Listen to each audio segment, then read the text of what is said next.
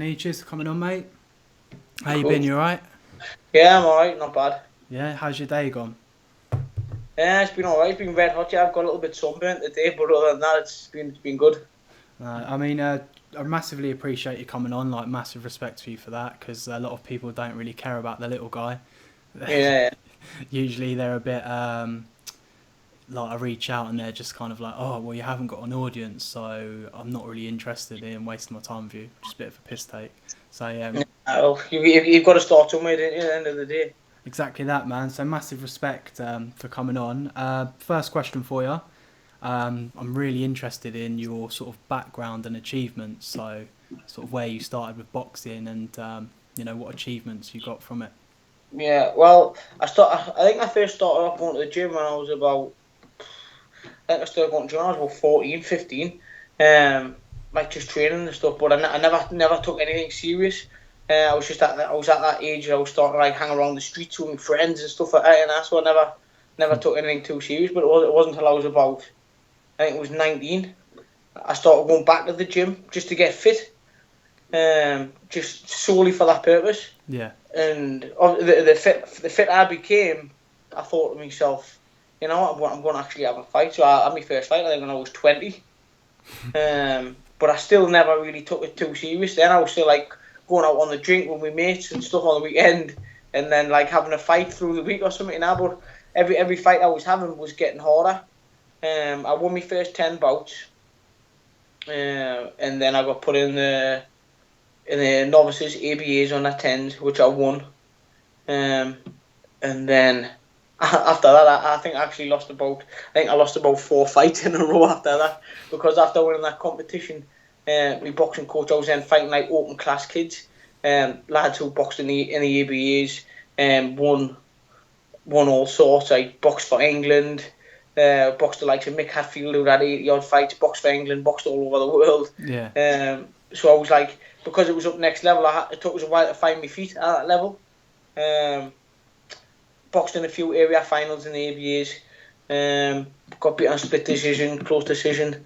But then from there, I started finding my feet and started winning a few again. And I think I had 30 amateur bouts in total, winning 20. But I done all right as an amateur. But I was getting a bit on. I think I was 26 or something when I turned pro. Yeah. But I didn't like the way that amateur boxing was going with the scoring and stuff like that. It was a bit more like sword fencing.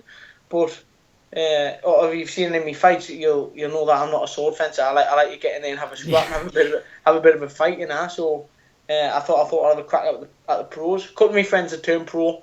Chris Mullen, Billy Bell, they had a couple of fights.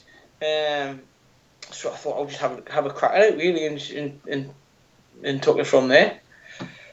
What was your best sort of achievement at a pro level?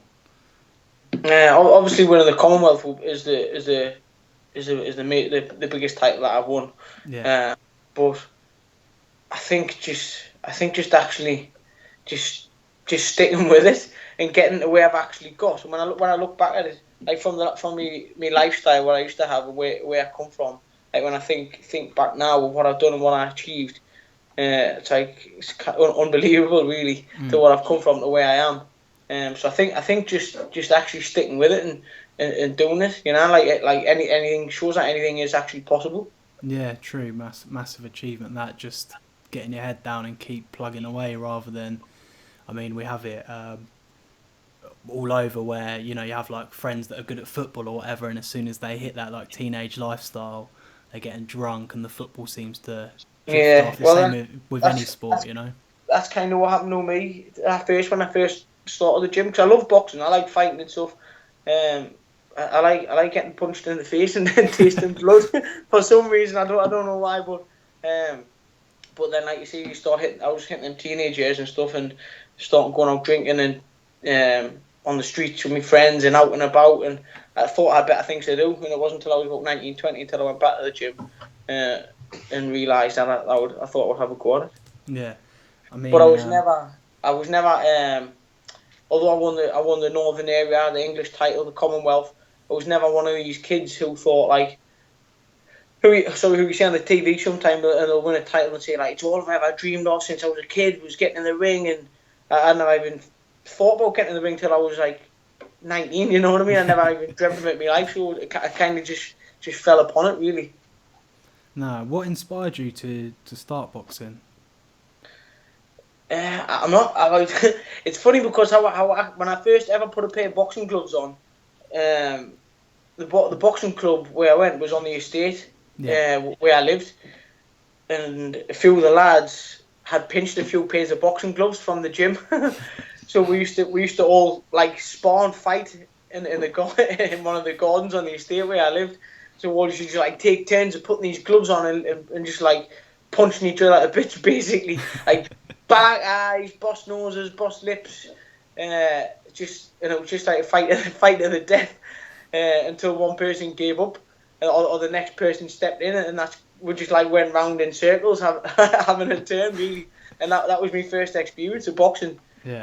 And so from then, I thought I would actually go to the boxing gym and give it a go, because some of the lads I was fighting with and sparred with in the garden, they already used to go to the boxing gym. So I thought I would go on and give it a go. So that was my first experience of boxing. That's mad. So basically, you're just having fights in your garden or whatever, and then you're just like, I quite like this. I'm gonna go try it. That's weird. I quite like the feel of the warm blood running down my face and tasting it. I mean, what motivated you to keep your boxing up? Like, obviously, when you started, was there points where you was just like, I really can't be bothered for this, or was you just like, do you know what, I really enjoy this. I enjoy. No, I do.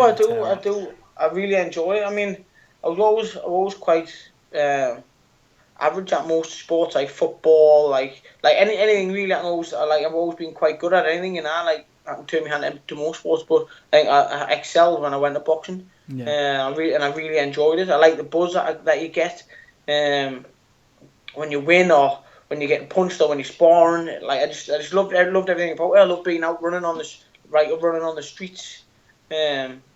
Just everything about it. It suited us, and I really like it. And I think that's kind of what it is. And it kept us on the straight and narrow, and kept us like, I knew where I wanted to be. I knew where I was going, rather than. Gave you that sense of focus. It gave us focus. That's exactly what it gave us. Rather than I used to see some of my friends, not just like going out and going on the drink and doing whatever. And I thought, like, that's not really what I wanted to do. Do you know what I mean? Yeah. I wanted something more, and that's what boxing did. It gives me focus, and it kept us on the straight line. No, I mean, I can relate to that, because with everything I'm trying to achieve in life, my friends are out drinking, getting drunk, and that's all cool. Like, I'm happy to join them, but part of me is just like, I want more. Do you know what I mean? Like, I need the success or something. Like, I need to be something, and I need I'm not just this guy who wants to stand in the boozer every day and get drunk. Which well, once you fall into that lifestyle again, that rust, you probably never get out with, or you find it very hard to. Who was your toughest opponent that you've boxed in your career? Not really too sure, obviously Jimmy Conley gives a good hard fight, but probably toughest fight would be when I was in the amateurs. Yeah. When I actually won, when I won the novices, the under 10s, I boxed a lad called Tim Hale, I think, and he's like, and when he was hitting us, he was like hitting us with a brick, like, and that was the toughest fight I'd ever had. I think I was out on my feet about 3 times in the fight. I was seeing stars and everything, and when I won the fight, I was like, God, I'm glad that was over. I think that was one of the toughest fights I ever had. Although Jamie Conley gave us a good fight. Yeah. I had a tough fight with Jamie.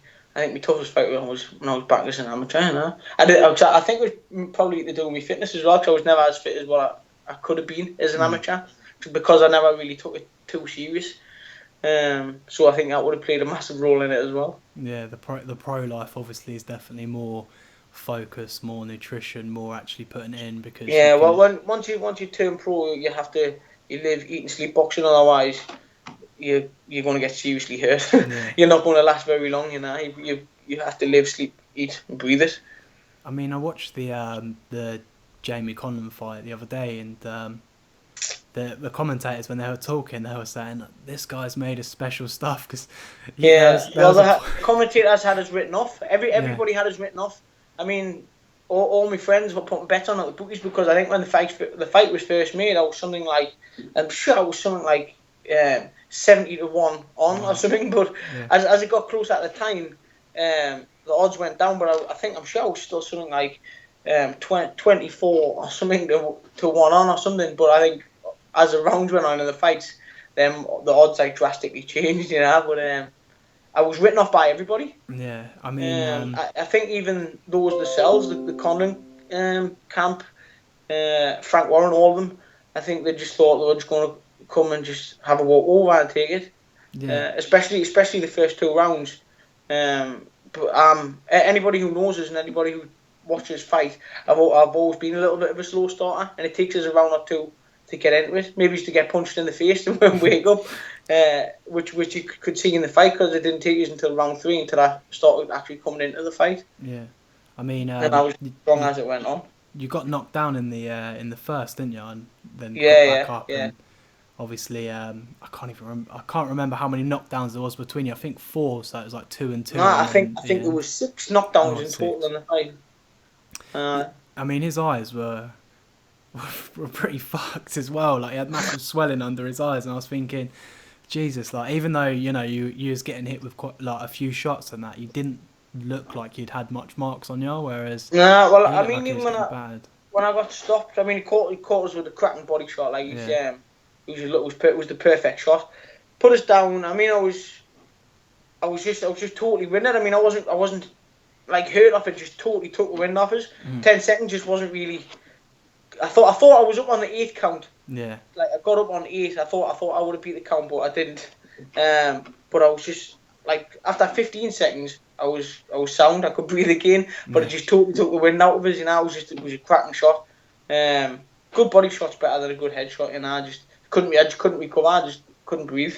No, I mean, I'll be honest with you. When I watched the fight as well, I thought you got up in time, and I was like, oh wait, like hold on here, like what's going on? Yeah, I know you was gassing a little bit after. I've seen fighters get up after that, like even closer to the 10, and the fights went on still. But it's all ifs and buts. You can say this and that, but what's happened. I don't hold any grudges. Jamie Conlan rightfully won. Caught a good shot. Gives a good fight, and then the day he took the title away now. So hats off to him. Yeah, I mean, there was a point I think in the fight where you get he was against the ropes a little bit, and the commentators were like, "Look at his eyes." I'll be honest with you, I was gone. Like how'd you keep going? Like, I know you're saying you're gone, but your natural instincts, like how were you programmed? It's just obviously all the training and all the hard work that you've done before the fight. That's when that all comes into play. All your stamina, all the strength training you've done, everything that you've done. Reflected in that one moment, like if I hadn't been as fit as what I was, I would have been gone. I would never have recovered from that. But I did, because I think 10 seconds later I had Jamie on the back foot and I had him against the ropes. I recovered as quick as I was gone. No, that's what I mean. That's why it was fight of the year contender, and it's because it was so back and forth. I think you caught him on the first knockdown with a peach of it might have been a right hand. Right hand, I think, yeah. Just right on the button, and he just went down as well. Yeah. Well, when I think it was round 7. Actually, in round 7, I put Jamie down with a body shot, but it got ruled. A low blow. But Jamie didn't complain that it was a low blow, and it wasn't a low blow. I mean, it was on the waistband. It was coming up the shot. It wasn't an illegal shot. And obviously he got time to go back to his corner and recover, and I got it taken off. But and then I put him down again at the end of the 7th round. I mean that could have been change in the fight right there. But what's done is done. What's happened. I would never say anything. It's just I would never hold a grudge. It's just that's it is what it is. That's boxing. How it went out on the night. Yeah. What happened? I mean, you said you wanted a sort of a second fight. What happened there? Like, how comes that didn't happen? Well, we wanted the fight, and we approached him and asked him, but Jamie wanted the fight himself. He told me after he said he wanted the fight, but I don't think his team was so keen. But it wasn't until it was this year Jamie boxed in Belfast. But it wasn't until the offered us a fight about 8 weeks before the fight. But Yeah. I hadn't been in the gym since I boxed him the last time. So there was no way I could have been in good condition, fighting fit condition, with only 8 weeks training. 8 weeks is enough time if you're taking over, if you're in the gym. Do you know what I mean? If you're doing a little bit and you're busy in the gym, you're taking over. 8 weeks is perfect to just get to peak and get you right up there. But not when you've been sitting on the settee for like 7 months. Do you know what I mean? 8 weeks isn't any time at all. No. I mean, I would need 8 weeks just to try and get me weight somewhere in the end, I think. So what are you walking around at? What's your weight that you're walking around at? Because I know your boxing weight is different to your walking around. Yeah. Is that right? Well, when I was fighting, after fights and stuff, I was walking around at like 9.5 stone or something. But now I'm currently 10.5 stone. But I was like about 2 months ago, I was 11 stone. But I've just started doing a bit of training again and dieting and stuff like that, so my weight's coming back down. Yeah, because obviously summer's around the corner. Got to get the beach bod rather than the dad bod. Do you know what I mean? Shorts on, invest on. So what happened to your like sponsorships? What went on there? As in, like they I was sponsored by the local football team, South Shields. Yeah. South Shields Football Club. I was sponsored by those, and after the fight, they pulled out. I had nobody else financially for the supporters. And I've got 3 kids. I've got 3 kids and a mortgage. With no sponsor, I have to pull some money in. I have to go back to work. Otherwise, who feeds the kids? Who pays the bills? I had no choice but to go back to work without a sponsor. Yeah, it's kind of a bit of a ruthless sport like that. Do you know what I mean?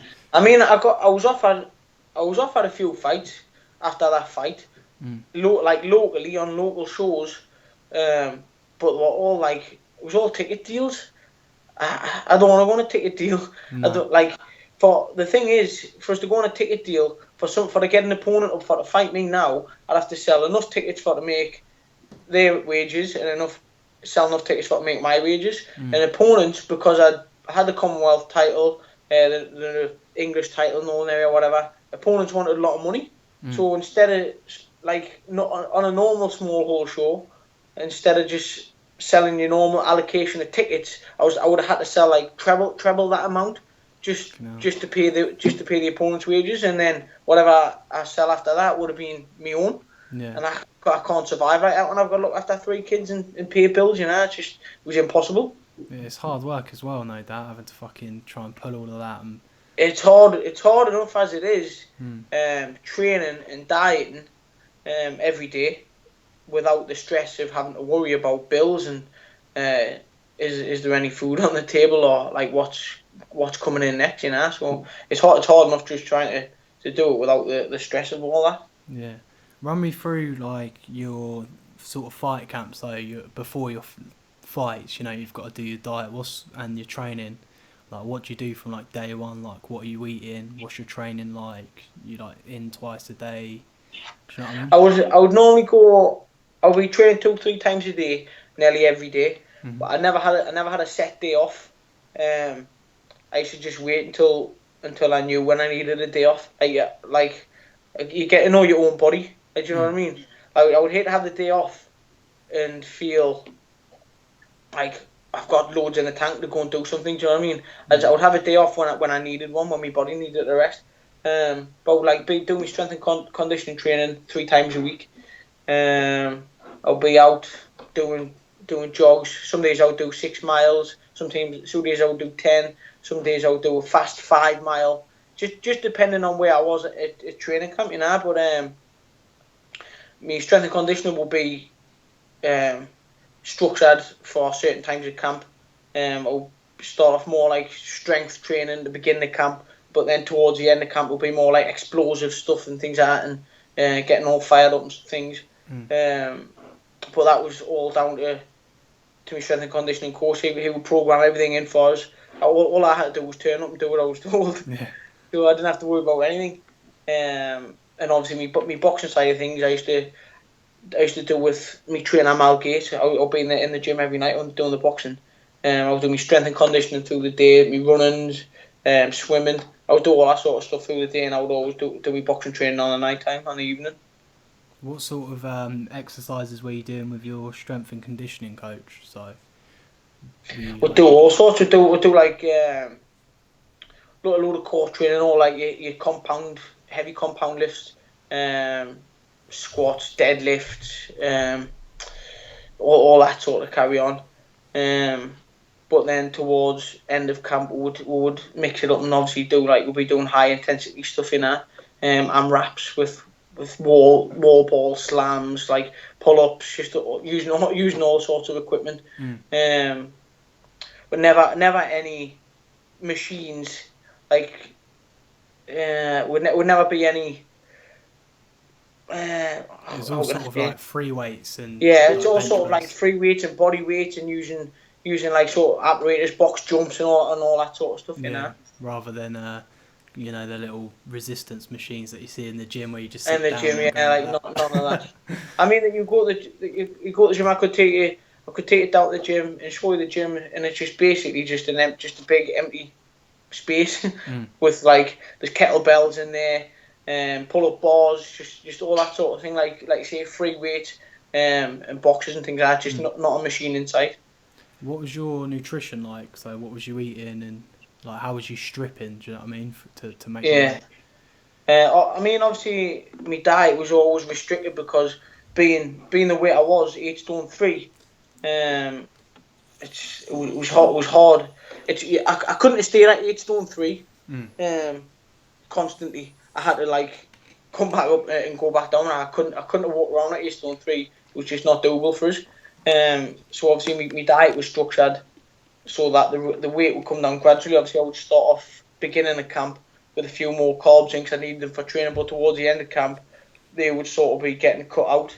I've been on all sorts of diet, high protein, high fat, low carbs, but that was all again structured for us by my nutritionist. A lad called Chris Davison from Custom Diets I used to look after, so again I didn't have to worry about what I was like thinking myself, what I had to eat, what I was going to do. He would just send us a plan through, right, you'll have this on that day at this time. So basically I just had to look at it and go, right, I'm having that and done and prep and get everything prepped and done. So just eating like your chicken and shit like that, really. Or just surviving on about 3 nuts and a chicken breast a day. Fucking hell, man. On a couple of leaves of spinach maybe thrown in there is all for good measure. A little bit of a treat, the spinach. Just yes. What's your view on? I don't know if you know much about it, but like vegan boxers. I think like David Hayes gone vegan now. Do you think it can work? I think I don't know. I think maybe you can. You do get enough. You can get some proteins from plants and things like that, but I mean, I'm a carnivore, so to me, you'll never. I don't think you could compete, but I'm not too sure, to be honest with you. I think you need your iron and your protein and stuff like that from your red meat or your protein from your chickens and stuff like that. I'm not really too sure if you can get enough from plants and seeds and nuts and stuff like that, like enough sustenance. I know you can, but I'm not really too sure. But to me, I think they take a lot of supplements or something like to compensate. So that's the thing with supplements. Again, you shouldn't really be having to supplement certain things because you should be getting it from your food.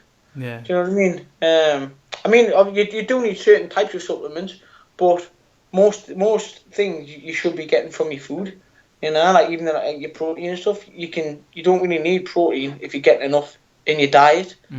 Like protein drinks and things like that. You get enough of it in your diet if your diet's structured properly. Yeah. Have you been have you ever sort of taken supplements like protein shakes or?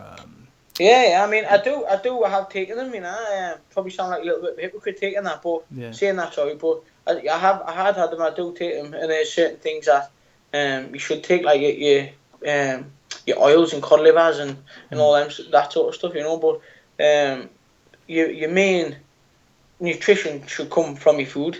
I mean, there's certain supplements to help you along if you're not quite getting enough of a certain thing, or if you need a little bit more of something in your body. Then yeah, you have to take supplements to help you out, but you can't solely rely on your supplements just to give you your nutrition. Yeah. Who are your boxing idols? So, like, did you ever look up to people and think, yeah, I want to be like that, or what they've achieved, etc.? Because you were born in 85. 85. Yeah. So, Well, I think for me, one of the my favourite fight, well, not one, is the three of them. I think it was probably nearly everybody's, is the Gatti and Ward trilogy. You know, like. You remind me of someone who could be in that fight. You've got such a chin. Well, I think that it is. I think I like it so much because it is a bit of me. You know, and I think keep going forward. It's that they're the sort of fights that I like, and they're the sort of fights that I wanted to be in. To me, that is a fight. You know, I mean, I take my hat off and credit to the lads who've got all the silky skills and they don't be touching. They can dance around the ring, and flick a jab out and stuff like that. I mean, good for them. But to me, if you're going to watch a fight, you want to see a fight. Yeah. You don't want to see two people dancing around the ring just behind the odd jab or 1-2s and in and out. You want to see two men putting it all on the table and going for it. Yeah. Do you think that we got that with the Anthony Joshua Klitschko fight? Yeah. I think I was quite impressed actually with Anthony's performance as well, like from getting put down and coming back from it. But I think it also had a lot to do with what Klitschko didn't do after the knockdown. Yeah, I mean, not taking anything away from Anthony. It was an excellent fight. It was a great performance, but I think it was also a lot to do with what Klitschko didn't do after he put him down. I think Klitschko didn't capitalise on it, and instead of putting the pressure on, he just kind of just started boxing and flicking jabs out and boxing, which obviously gave Anthony a bit of time to recuperate, which he did because he didn't throw a lot back in the next 2 rounds. No. He just regenerated and recuperated, and obviously the rest is history, you know. Yeah, I mean, I agree with you. When I was watching it, I was saying, like, after that, I was like, oh, Klitschko needs to put it on him here now. Like, he's looking a bit hazy. Like, let's get it on. I'm thinking it's going to happen, and then I was like, maybe he's going to time his punch to get him out of there, and he didn't really do much. And I was thinking, is he letting him off a bit here? What's going on? Like, yeah, well, that's what I mean. I mean, you can't take anything away from Anthony Joshua right now. I mean, he's world champion. It was a great performance, but I think also it had a lot to do with what Klitschko didn't do. But that's what makes a fight. No, it's true. Do you think Tyson Fury and Anthony Joshua's going to be happening at some point? I like to think so. I think it's a fight that I would like to see. I really like Tyson Fury. Yeah. He's for being a big guy, he's a good mover, you know. He's got angles. He's very awkward. He's unpredictable. You can't read what he's going to do, and I think it could cause Anthony Joshua a lot of problems. I mean, if Tyson gets himself in top nick, in good condition, which he did against Klitschko. I mean, he was just dancing around the ring for the whole fight, you know. He done the Ali shuffle, I think, or something. He could cause Anthony Joshua a lot of problems. Yeah, I mean, obviously it's like boxing's a sport that's unpredictable, but when I think about the way Tyson Fury dealt with Klitschko, and you know, I'm not a massive. I don't say that I know boxing well enough to understand like how people fight, but like Anthony Joshua's footwork's maybe not as good as Klitschko's, you know, as Tyson Fury's. If you know, like Tyson Fury for a big lad's got some fucking decent feet. Yeah. He can move. He's got angles. He's awkward. He's unpredictable. And I think he would cause anyone not a lot of problems. Not just Anthony. I think he'd cause a lot of people a lot of problems. What did you think of the David Haye Tony Bellew fight? That was a bit of a shock, I think. Do you know what? I think I was happy for Bellew. I wanted Bellew to win. I had a bet on Bellew for the win. I like him. He's a sound guy, and I think a lot of it was just for me. It was just to see what he did actually have left in the tank. I mean, he had a lot of time out, came back, boxed two really nobodies, if you know what I mean. Yeah. So you couldn't really tell from them performances what he had left. And I think for me, I think it just answered a lot of questions to really what he did actually have left in the tank. And I think now, I don't think he'll ever be the fighter that he was. No.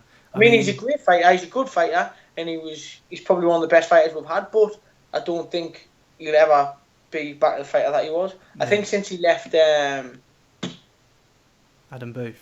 Yeah, I think since he left Adam Booth, I think that was a big mistake, and I think he should have stayed with Adam Booth.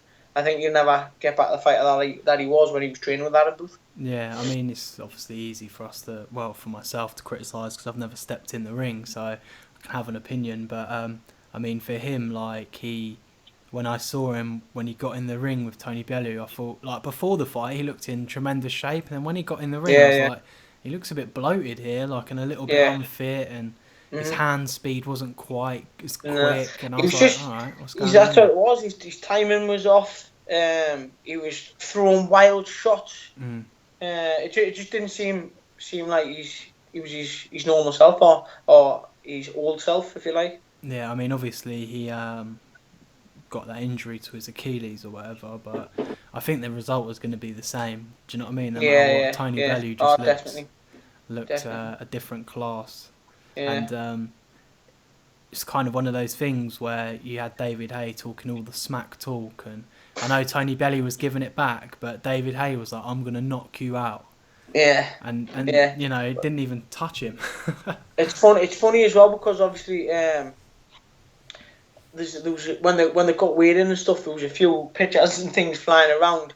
But like, obviously David Haye was just looking in like mint condition and stuff like that, and Tony Bellew was like looking like a dad on holiday. Do you know what I mean? Yeah. But it just goes to show that Bellew even said it himself.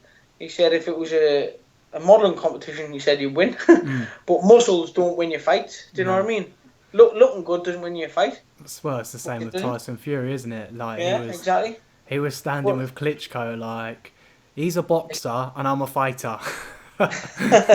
He's like, you got beat by a fat man, like, patting his belly, and I was just like, Jesus, like, what a character for the sport. You know? Yeah, he's class. Oh. Well, your camera's gone. We're still on. I think the battery's on 20%. Have you not got a charger to plug it in? I have, but I think I've left it in the car. Shit. It'll still last for a while, like. Yeah, it's cool. If it obviously runs out, then I will just have to end it. If it gets to like 10%, just say, and we'll cut it.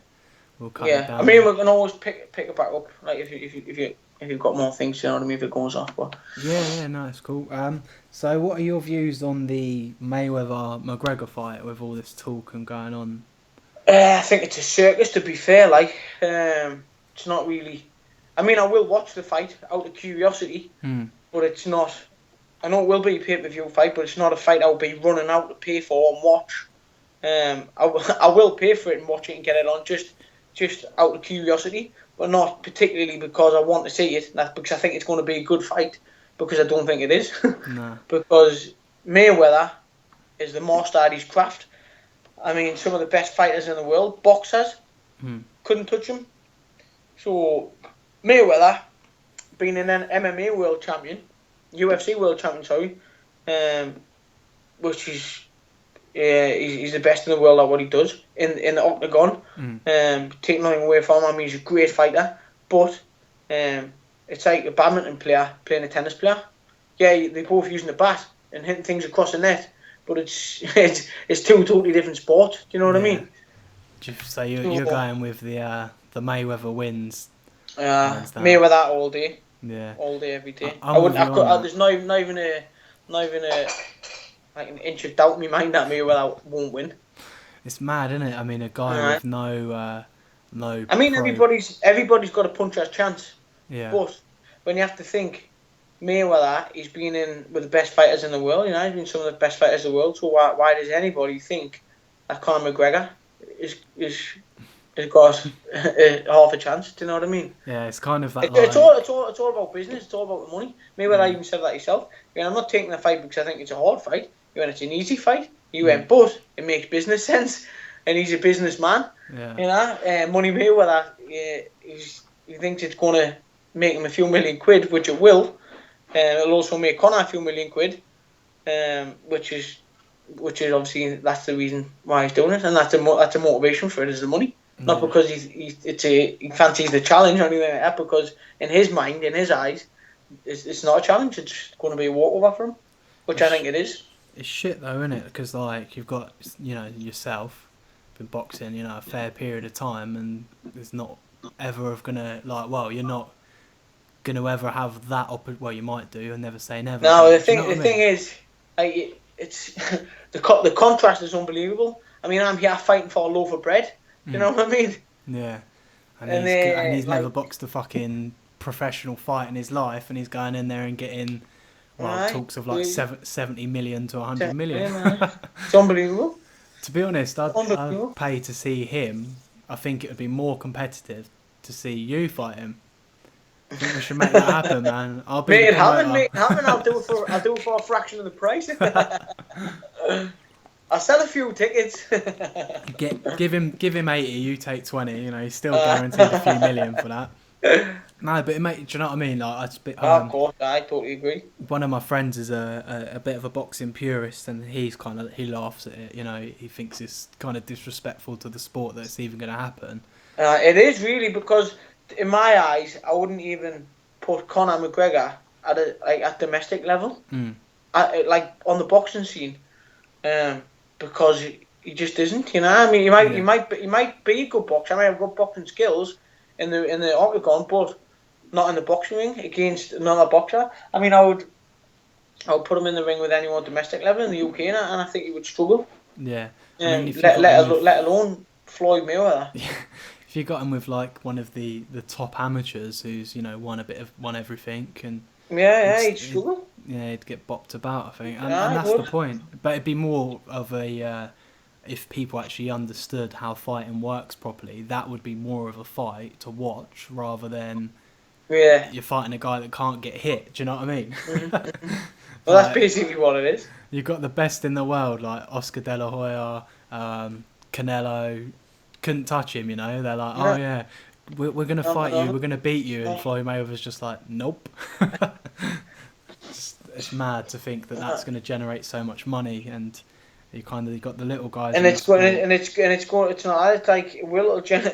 it'll generate a lot of money, but it's for like the quality of the fight is just, you think, it's pathetic, really. It boils your piss. Yeah, I mean, I think as well, like, as much as I love watching MMA as well, I kind of want Mayweather to just blow him out within like 2 rounds, just to kind of make a statement. Do you know what I mean? But I don't think that's going to happen. I think he's just going to play with him a little bit, and I think he will. You think he's going to go in there and just fucking dish him up and be like, done?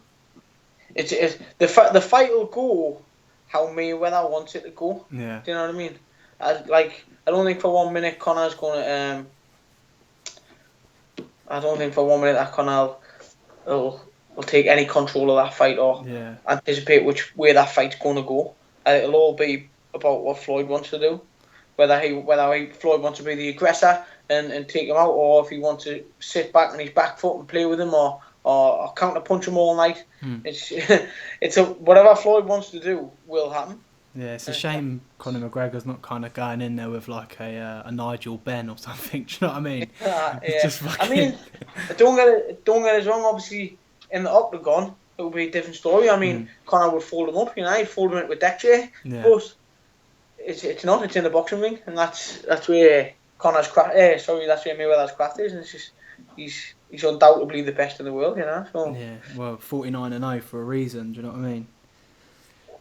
So how did you cope with the nerves, like, before your fights? That's always one thing, because for me, I'd lose my arsehole. Nah, do you know what? I was more nervous in the amateurs than what I was as a pro. I think just because, I mean, obviously you do get pre-fight nerves. It wouldn't be natural if you didn't. But I mean, that's what gives you your edge. But as soon as you get in the ring and that first bell goes, you go to win, and you get in the zone and you get your boxing head on, But I think I never used to get as nervous as a pro because I knew all the preparation and hard work had been done prior to the fight before even getting in the ring.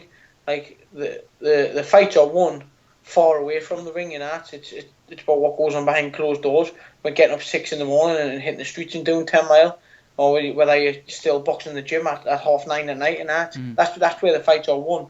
So I used to be, although I was get a little bit nervous, I think I was a lot more confident in what I had done in preparation and what I had done prior to the fight.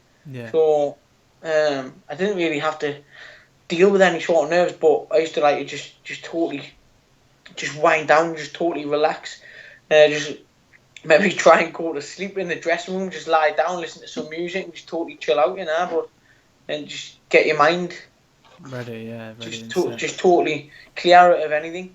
Is it so when you step in there, do you ever can you hear, like, because when I've played football or whatever, I never hear the crowd when I'm playing.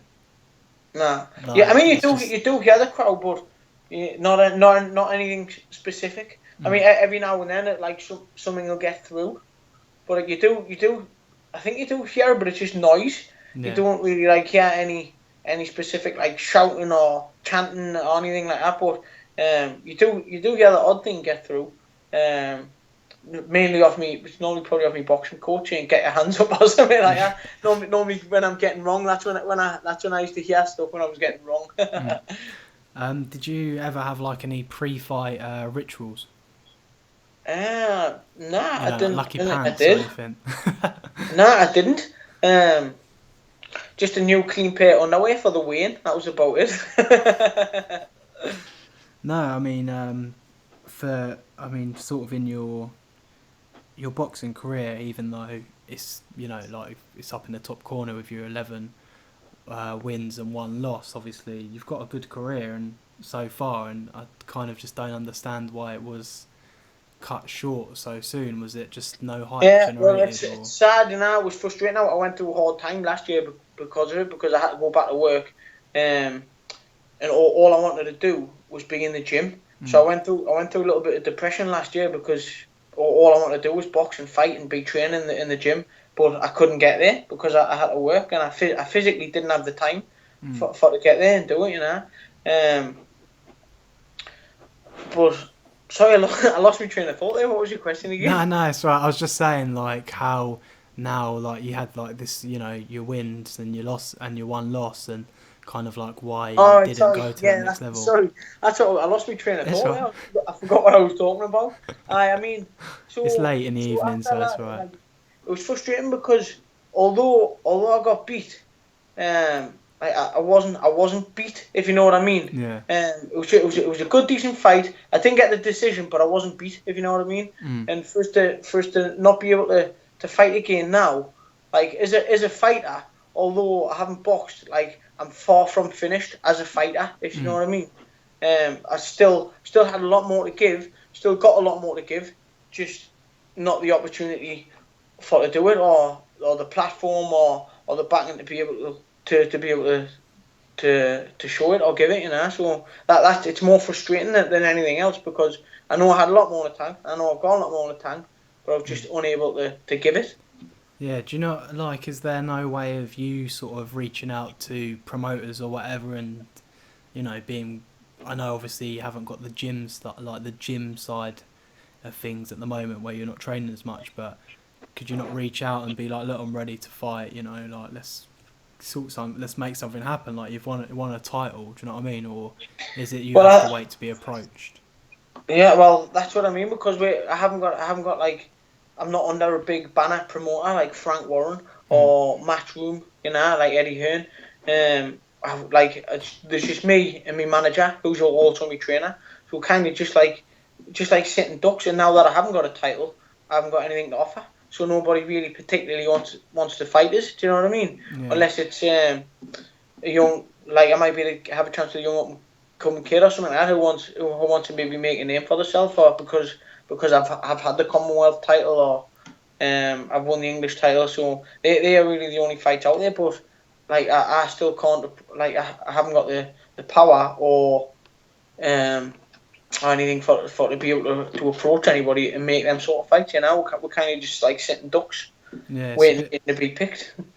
A bit shit, because you'd think if Matchroom was supporting, say an up and coming flyweight, you may be on the radar for them, and maybe you could box them and just blow them away, but then you still end up being a sitting duck because you're not under their label, if that makes sense. Yeah. Well, I mean that's what happens. I mean when I won the Commonwealth on the mat. I was on a Matchroom show. I boxed. Who did I fight again? What's the lad's name? Jamie Wilson. I boxed when I won the Commonwealth on a Matchroom show. Actually headlined that bill. Anthony Joshua boxed on the same bill because Bradley Saunders was supposed to be headlining the bill. Yeah. But he pulled out with a hand injury. So I was already on the bill boxing for the Commonwealth, but I just got moved up the bill and took his slot and headlined the bill. So from then, it was like I got promised to box on a show again in the northeast of Eddie, which fell through and got cancelled. And I seen Eddie personally, and Eddie says to me, "I'll put you on the show in Manchester in, was it November? The first time Crawler boxed. Was it the first time? When Crawler boxed Linares. Yeah. I got promised to go on that show, and it was a week or two before the show. We never had any phone call, so I had to get in touch with him and say like, "What's going on?" He was like, "Couldn't get you on. There's no room on the show." So that was right up in November. So if I don't fight, I don't have any money. I've got no money coming in, you know. I didn't have any sponsors at that time, so I was just like getting by on nothing, just scraping by on friends and family helping us out, you know. And I had Christmas on my doorstep. Yeah. Didn't have a single penny to buy a present for any of my kids, you know, which put us in a really bad, like awkward, horrible situation where I've ended up having to get in a load of debt for Christmas. Yeah. Just to give me kids a Christmas and keep a roof over my head. Yeah. So by the time I get to fight Jamie Conlon, which is a year later from winning the Commonwealth title, nothing in between. So when I did have that fight, all the money I made from the fight, I paid me debt off, and I didn't have a single penny left. Otherwise, I could have used that money to keep on training and fund the next few months until something else came in. Yeah. But because of the situation I was in, because I was dropped in it by Matchroom before Christmas, left us stuck between a rock and a hard place, you know. So I had no choice but to go back to work, just to put food on the table and keep a roof over my head. It's a fucking, excuse my language, obviously all the time. Nah, it's a harsh business, you know what I mean? And I kind of don't. I'm very I'm a nice guy, you know. I don't like that. If I promise someone something or I say to someone like this is gonna happen, I'm gonna make it happen for them. Do you know what I mean? And I think I always assume that everyone's gonna be like that, and you know, no disrespect to Eddie Hearn or whatever, but at the end of the day, if you promise someone that you're gonna make something happen, you should follow that through. Not sorry, I couldn't fit you on. Do you know what I mean? It's of course, mate. But leave you in a bit of a shithole. At the end of the day, I'm nothing. I'm nobody to him. So do you know what I mean? It's just a number on the paper or whatever, you know. So you're not part of the Eddie Hearn show, as they say. That's what it is. If you're not in the circle, it's very hard to get in. Do you know what I mean? If you most of Eddie's shows are just it's the same fighters but on different bills. Just you know what I mean? They'll all get cycled. All the same fighters on different bills. It doesn't represent half of the boxing fraternity. Do you know what I mean? Like in the UK, it doesn't even represent half of the boxers out there. It's just a select few, like I say, who get recycled on different shows. Yeah, I mean, which is it's unfair, really. But how do you break into them circles? I thought I had cracked it, but obviously I didn't. Yeah, it's a bit of a shame, man. Like I said, especially after watching your Jamie Conlon fight, I was thinking, fucking hell, all right, this guy. I was watching this, how is this guy? Because obviously you told me beforehand, you're I haven't got sponsorship at the moment. And I was thinking, how has this guy not got any sponsorship? You know, he gives excitement to the sport. I'm watching this guy, I enjoyed every minute of the fight. You know, it was up and down. Fight of the year contender. I'm like, how is this guy not sponsored? What's going on here? And it's kind of sometimes you need that little bit of luck, I guess, with certain things, and maybe just hasn't fell on your lap. I think even though I lost that fight, I mean, it was a great fight. It was value for money, and that was entertaining. I thought it would have opened doors for us still, you know, because obviously people could see that I meant business. I thought it would have opened a lot of doors for us. And when sorry, that was 10%. And when we actually won, when we won Fight of the Year, which we won for that fight, I thought I might again, somebody might have come forward, I might have gotten something from that, but still, like, there was nothing. Yeah. Nothing came in from it, which I was surprised. I was shocked. Well, if I had loads of money, man, I'd sponsor you. Just if that makes you feel any better, you've got talent. I appreciate that, mate. Thank you. If I ever win the lottery, I'll be getting you on the end of the blower and saying, "Let's make it happen." I'll be doing a bit of Shannon Briggs. Let's go, champ. But you know what? Like, it's anybody that knows us, like, I give 110% in everything I do. I won't let anybody down. I do, like, I mean business, you know. Like, it's all or nothing for me. I'm all, like, I don't do anything half-hearted. Mm-hmm. Like, and a lot of people who knows, like, they've even said, look, if I had the money personally, I would help you out myself. But there just isn't where I am, you know. No, there's no money up here. Nobody wants to put it into the boxing, you know. But you can't travel down to fucking London all the time to try and get your name in the ring there, because obviously that's expensive as well, isn't it? Yeah, I mean, I'd be willing to do it if the money was there, but it just isn't. Yeah, family to feed and that. Right. I'm out of questions for now at the moment. If you want, obviously you're open for people to sponsor you, I assume. Yeah. So I don't know how you'd like them to contact you. I'm not saying this video is ever going to get seen by someone who might sponsor you, but if it ever does, you never know.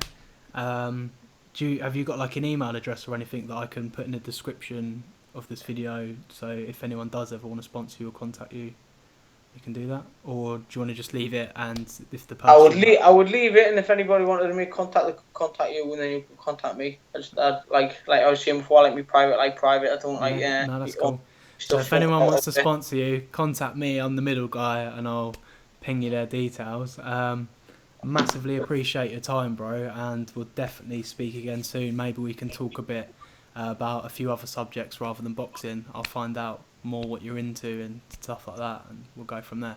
Sound good? Cool. Yeah, sounds good, mate. Yeah. Nice speaking to you. Yeah, no, thank you for coming on. I'll talk to you off camera anyways, and I'll end this here, alright? Yeah, no, but that sound. Right, sweet.